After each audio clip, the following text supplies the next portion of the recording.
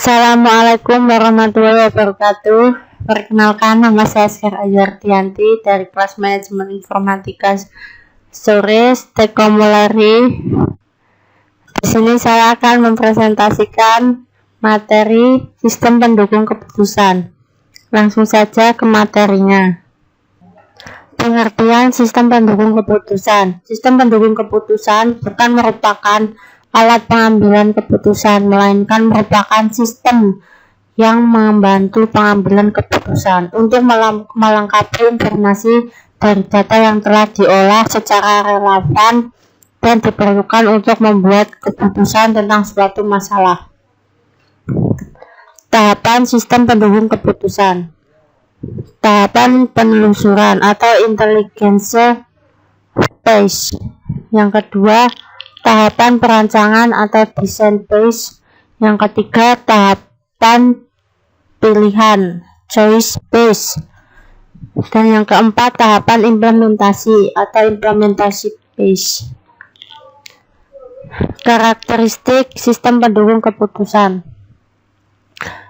Yang pertama, mendukung proses pengambilan keputusan, menitik beratkan pada manajemen by perception.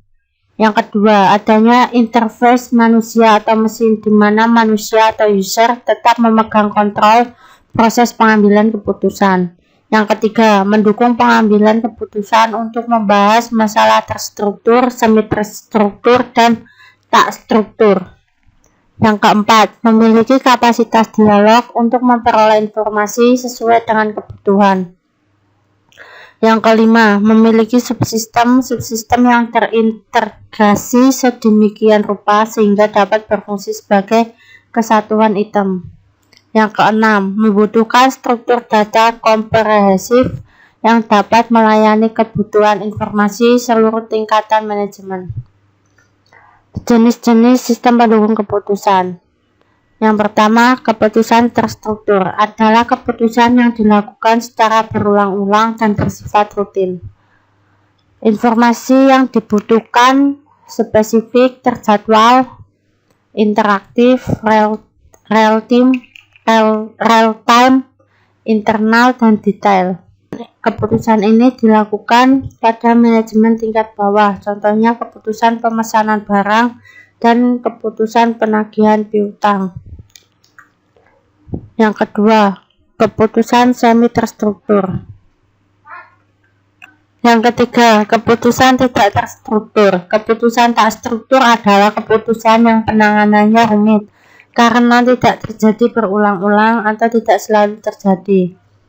Keputusan ini umumnya terjadi pada manajemen tingkat atas. Contoh, pengembangan teknologi baru, keputusan untuk bergabung dengan perusahaan lain, dan perekrutan eksekutif.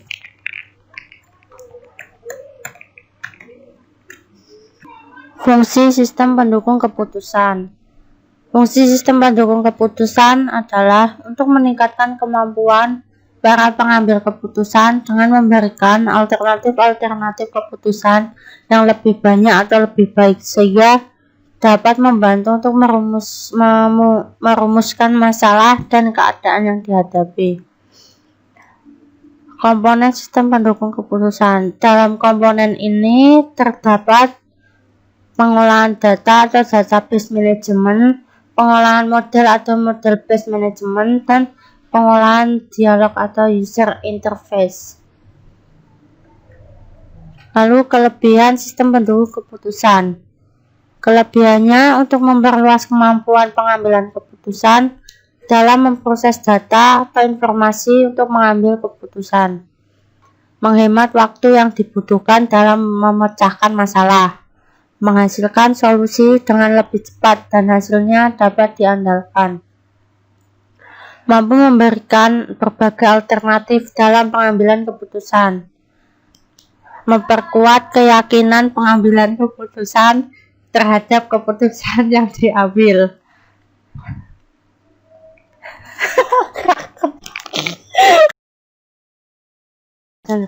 Kelebihan sistem pendukung keputusan.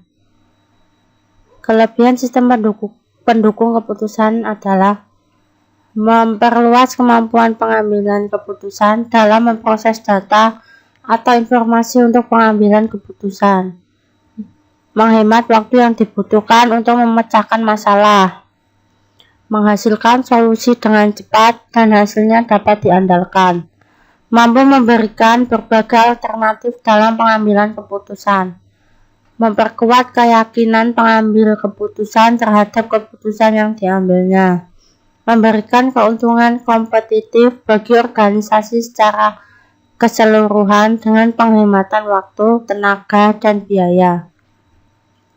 Kekurangan sistem pendukung keputusan. Sistem pendukung keputusan terbatas untuk memberikan alternatif dari pengetahuan yang diberikan. Proses-proses yang dapat dilakukan oleh sistem pendukung keputusan biasanya tergantung juga pada kemampuan perangkat lunak yang digunakan.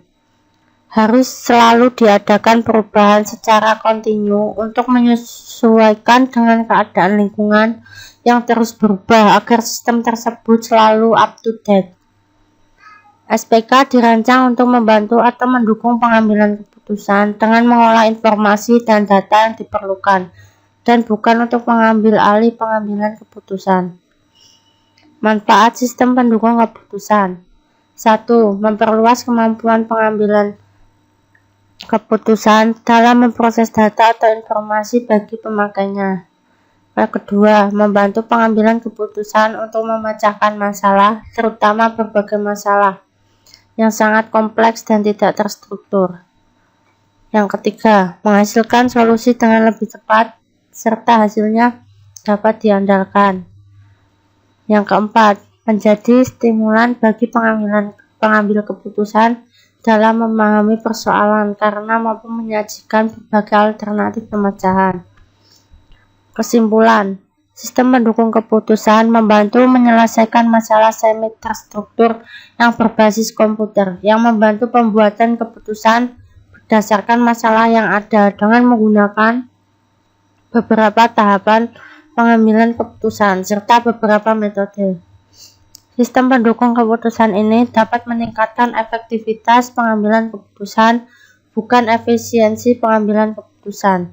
Dengan sistem tersebut, maka masalah-masalah yang bersifat tidak terstruktur ataupun semi terstruktur dapat diselesaikan. Sekian presentasi dari saya. Jika ada kesalahan kata, saya mohon maaf. Wassalamualaikum warahmatullahi wabarakatuh.